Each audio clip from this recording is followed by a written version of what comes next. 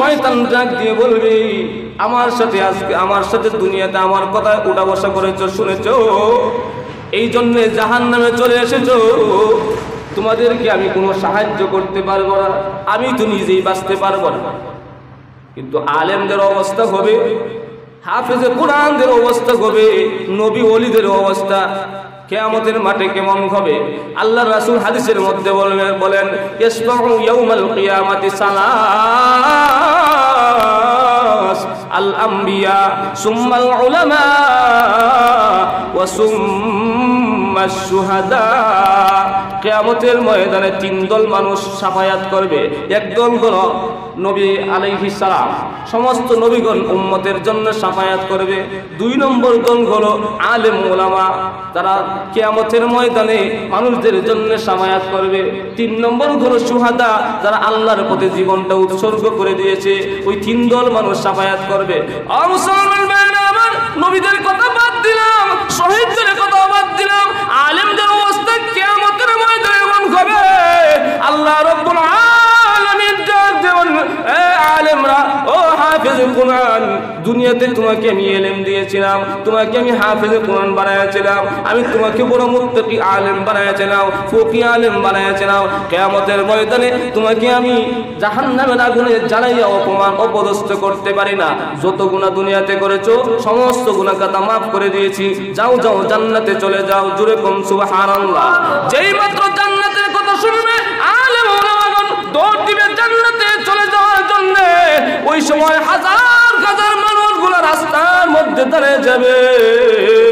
আলেম ওলামাদেরকে ডাক দিয়ে বলে, ও আলেম ওলামারা, দুনিয়াতে আমাদেরকে ওয়াজ নসিহত করেছিলে, আমাদেরকে কোরআনের বাণী শোনাইছিলে, হাদিসের ব্যাখ্যা আমাদেরকে শোনাইছিলে, তোমাদের কথা শুনে নামাজ পড়েছিলাম, তোমাদের কথা শুনে পাঞ্জাবি গায়ে দিয়েছিলাম, তোমাদের কথা শুনে দাঁড়িয়ে রেখেছিলাম, তোমাদের কথা শুনে টুপি মাথায় দিয়েছিলাম, নেক আমলগুলো করেছিলাম। কিন্তু আজকে কিয়ামতের ময়দানে আমাদের আমল নামার মধ্যে গুনাহের পাল্লা ভারী হয়ে গেছে, এই জন্য আমাদের জন্য স্থান নির্ধারণ হয়ে গেছে জাহান্নাম। আজকে কিয়ামতের ময়দানে যদি আপনি পারেন আমাদের জন্য একটু সাফায়াত করেন। যেই মাত্র এই কথা বলবে আলেম ওলামা দাঁড়ায় যাবে, আল্লাহ রাব্বুল আলামিনের কাছে ডাক দিয়ে বলে, রব্বুল আলামিন, দুনিয়াতে ওই মানুষগুলো আমাদের কথা শ্রবণ করেছিল, আমাদের কথা শুনে মসজিদে বারবার এসে নামাজ পড়েছিল, আমাদের কথা শুনে টুপি দাড়ি পাঞ্জাবি রেখেছিল। ও প্রভু, কিয়ামতের ময়দানে তাদের আমল নামার মধ্যে গুনাহ বেশি থাকার কারণে জাহান্নামী হয়ে গেছে। মালিক, সেই মানুষগুলো এত ভাবে আমাদের কথা শুনে আমল করেছে, আমাদেরকে সম্মান জানিয়েছে, আমাদের সাথে উঠা বসা করেছে, তাদেরকে ছাড়া আজকে কিভাবে জান্নাতে যায়? মালিক, তুমি তো বড় দাতা, তুমি তো রহমান, তুমি তো সাত্তার, তুমি তো গফফার। আজকে কিয়ামতের ময়দানে দাও না গো ওই মানুষদেরকে জান্নাতের মেহমান বানায়া দাও। যেই মাত্র আলেম ওলামা এই কথা বলবে, আল্লাহ ডাক দিয়ে বলবেন, না না, তাদের আমল নামার মধ্যে বড় বড় মামলা আছে, তাদেরকে জাহান্নামের আগুনে জ্বালাইয়া মামলা খালাস করতে হবে।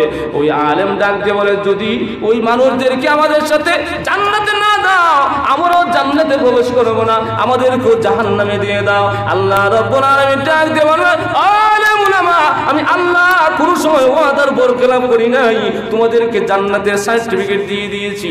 আমি আল্লাহ তোমাদের কাছ থেকে জান্নাতের সার্টিফিকেট টিকেট আমি ছিনায় নেব না, তোমরাও জান্নাতে চলে যাও। যে মানুষগুলা তোমাদের কথা বলে শুনেছে, তোমাদের সাথে চৌটা বসা করেছে, তোমাদের কথা চলেছে, তোমাদেরকে যারা অনুসরণ করেছে, আজকে কিয়ামতের ময়দানে ওই মানুষগুলাদেরকে নিয়ে তোমরা সোজা জান্নাতে প্রবেশ করো।